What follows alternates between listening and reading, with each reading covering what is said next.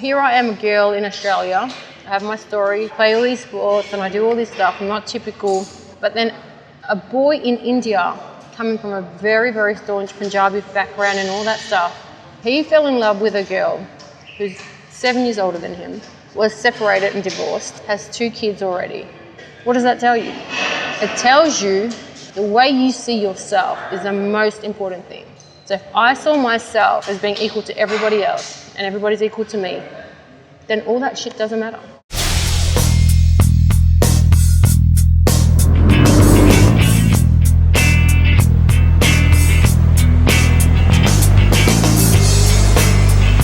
How does this Aussie chick from Melbourne meet this hardcore Delhi boy in India?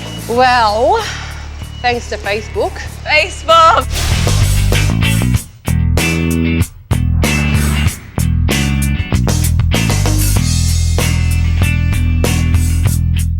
I was friends with some of the older cricket players because I always loved cricket and sports and everything. And then he had seen a photo of me in a boxing ring and he tried to add me.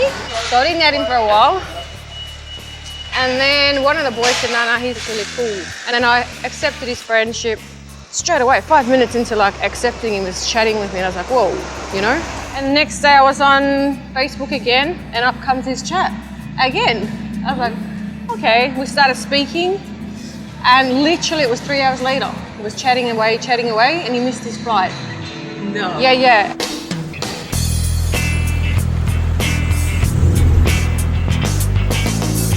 So tell me a little bit about your background and what Aesha was all about before, she was Aesha Dhawan.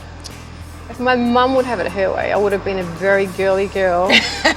Didn't exactly work out the way she wanted. No. They shifted me to Australia. When I was 8, we shifted to Australia and I worked out very early on after getting picked on for a while, which is natural because you've come from a different country, that in order to compete, you got to be physically strong, mentally strong, right? And if you can challenge a boy in sports, you become equal very fast. So I started playing cricket, started playing footy, started running, and I was really good at it. So do you think that sports has played a huge role in shaping you as a person? Because the Aesha that we see now is any different to the Aesha that you were? I mean, you are one of those people who has nothing to hide. I mean, it was really funny because once I married Shikhar, someone, I can't remember who it was, but someone actually said to me, oh, so you still dress the same? And I'm like, yeah. I bloody like what I wear. Yeah. Why would being married to someone change who I am? Like, I liked me. If you really own every part of you, you can live freely. Hurry up, chop, sweet. Oh. Remember when you got your ears pierced? Do you know how many times I had to do it? Because I got infected, took it out, infected. Oh no. Yeah, he was over it. He's like, stop. I was like, you are no. getting it done. I'm like, we don't quit. I love it. So when we were getting the tattoo done, like me and Aaliyah were like so excited we're getting a tattoo and Ria's like, oh mum, are you going to be upset if I don't get a tattoo with you? Like imagine what kid's going to tell the parent that, right? And I go, yes. And I go, you are getting one. And she goes, no mum, no. I go, yes you will. I go, you won't get a choice. I go, I'll either get you drunk and we'll pass you out and you'll come and get one. And if you don't agree to it, I'll tattoo your eyelids. And she was like, Mum, she was shitting herself. I was like, dude, you can't be part of our family. How old is she going to be when she gets it? 18. My parents were a bit more strict. So I was determined little girl. 18, I will get myself a tattoo at any cost, right? So when I was 18, I traveled to India. I was like, that's it. My parents are not here. This is it. So then my cousin's husband finds this tattoo guy on the street in Kolkata. And I was like, fine. So we went to his house in the slums and I got my first tattoo there. Wow. My ankle, which is really jacked up. And I've thought about fixing it many times, really? But I'm like, no, that's Let's my see. memory. So there. That is it. What is it? It's just 2 lines. It's because I had to get a tattoo, right? That was the rebelling me, sorry. So please never get a tattoo by someone who hasn't got a nose, because when I thought about it later on, I thought, what was I on? Thank God I've been tested. I've had kids. And then this one you recently got with Aaliyah, right? Yeah, this, me and my 18-year-old got together. That was her first tattoo. My mum killed us, but... So I said to my mum, I've at least given you one.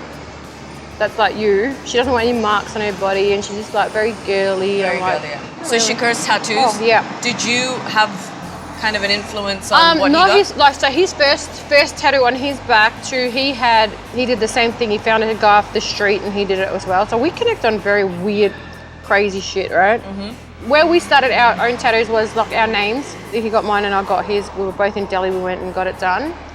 And then the sleeve that he got, so we'd sort of, he told me what he sort of wanted and we sort of designed it and stuff, so I took him and he got that sleeve. I thought I was over it, then my kids want to get bloody tattoos. I have to say, this is one of my favorites. I want to show the camera. This is the one Aaliyah did for you. So we tattooed each other. So pretty. So Aaliyah writes, other mums and daughters bake, we tattoo each other. Yes.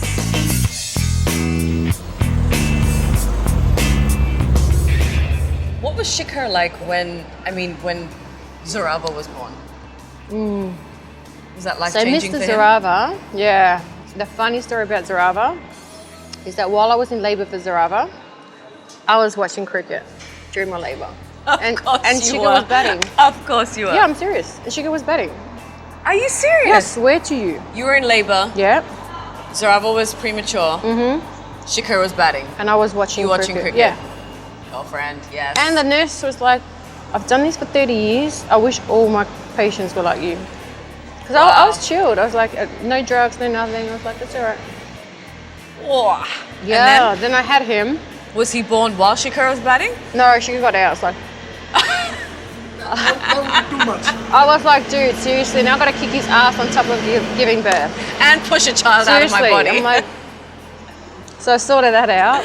And I think Shikhar then saw Zoravar 4 days after he was born. And it was amazing. Like, he was so emotional and it was just amazing. Like, just for him to hold his son, and he was tiny and we went through that. Yeah. That was hard. Yeah. 4 days later he left. Oh. Yeah. And then he didn't see Zoravar till he was 4 months old. What? Yeah. The fact is, Shikhar goes back to India when they have time off, and I'll go back and I stay in Australia. So it's more difficult because we actually don't get those little bits in between where they have breaks for like 1 week, 3 days, whatever. So there'll be stages when the kids don't see him, or I don't see him for 3-4 months, Like Wow. There's been time, I think last year, maybe 6 months we didn't see each other in one stretch. Wow. So people see one side where it's like, oh yeah, you guys are traveling all the time, and you go, but you don't understand that we don't have dinner together every night. Yeah. Right? So when I come home, if I've had something, I've got to be the mum and the dad. We managed 7 years, but obviously now it's come time to, because Zoravar's growing up, and like he's missed out a lot in his dad's life, and his dad's missed out a lot in his life. So you need to figure out what the next step is. Yeah, so we're probably going to sort of base ourselves in India a bit more. So how does that work? Maybe like on a day when he hasn't performed to the best of his ability. How do you handle that? So at the very start, if he didn't perform, my God. I was like, don't even look at me because I will kick your ass. You know what? I remember one day we were watching Sunrise's Hyderabad game. And I can't remember what happened exactly, but he got out earlier than expected. Yeah. And I just met you and you turned to me and you said, oh, I'm going to kick his ass tonight. Yeah. And I was like, oh no. Yeah. Oh, and I God. mean it. And I mean it. I feel it. I didn't know whether you meant that or if that was just the way you talk. No. Both. It was actually really funny. Yeah, I used to get really intense and I'm like, what shot was that? Why did you, he knew when he was walking past me, like I had death stare. And then over time, I calmed down because he had a word to me. He goes, listen, he goes, my coach doesn't put that much pressure on me. He goes, oh my God, you're my wife. Like, I need a bit of softness. So then, I really had to, because I'm so competitive that's what was coming out. I would do that to myself, you know? So literally then I had to take a back step and I was like, okay, yeah, he needs cushioning. It's like, it was hard for me because I was like, I really had to still your instinct though? Like on the inside? No, not anymore. No. I actually love the game. I love sports, so I'm passionate. And then of course, loving that first, then I support my husband, but then I also support the team because I will never ever walk off on a game and stuff if my husband's out or I feel it for a minute, but then I'm like, that's it, it's a team sport, let's go for it. So it's because I just love the sport and I understand it. I admire their dedication, I admire their sacrifices. I sort of understand what mindset they have to be in because I appreciate that and value that, you know? So since this is about Aesha Dhawan and getting to know you and all about you and the things that you love, I've hooked up a session in a boxing ring. I'm either the stupidest person in the world or extremely brave. So we're gonna get in the ring. Have you held him before? Yeah. Okay, that's fine. Not with you. No, I'm just saying, just as long as you... I have. Because I get angrier. I'm joking.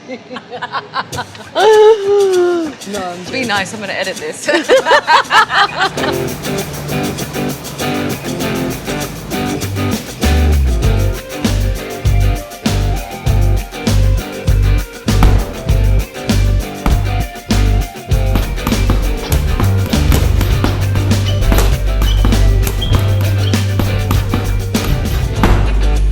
I learned some things the hard way.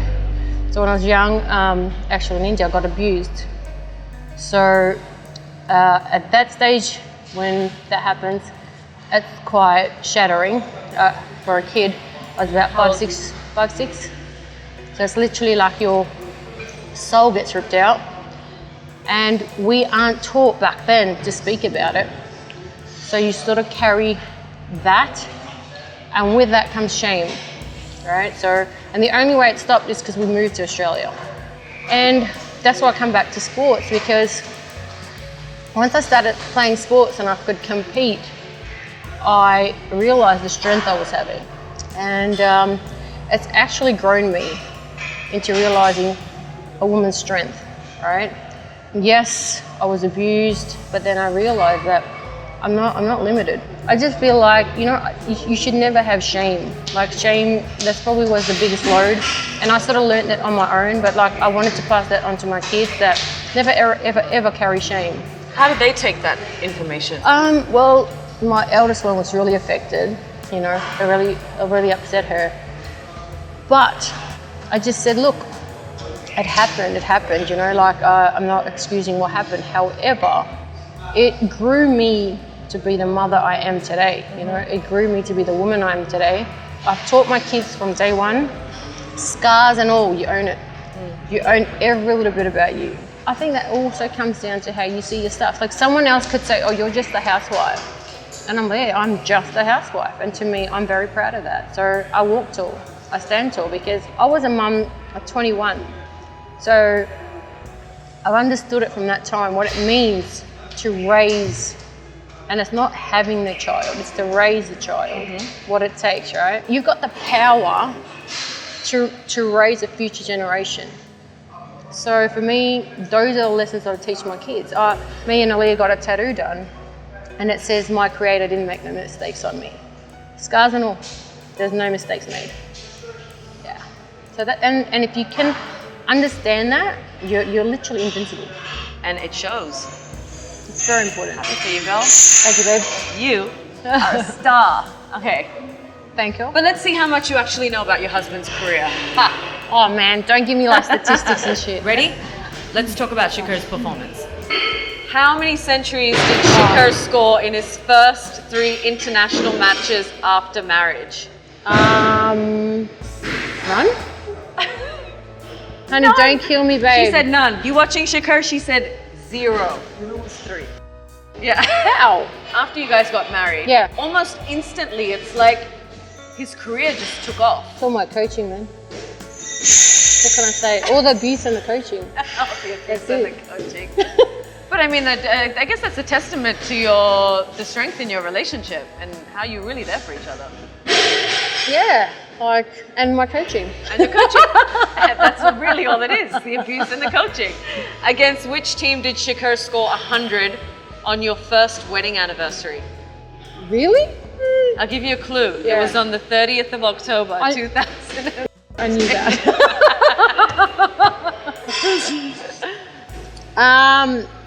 Was it in India or was it overseas? It was in Nagpur. Australia? Yes. Yes.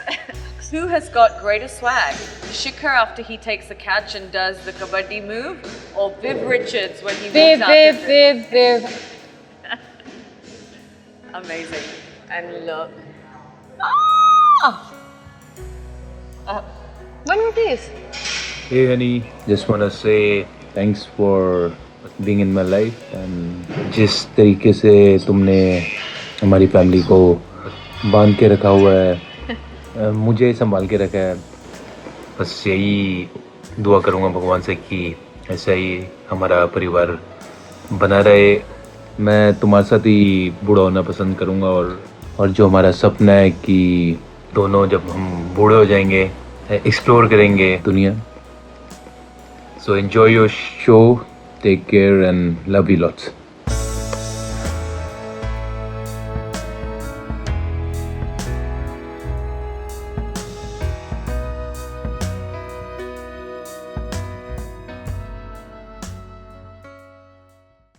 Hey guys, thank you so much for watching Miss Field. We've got plenty more episodes coming your way with a kick-ass lineup of women, so hit subscribe so that you don't miss a thing.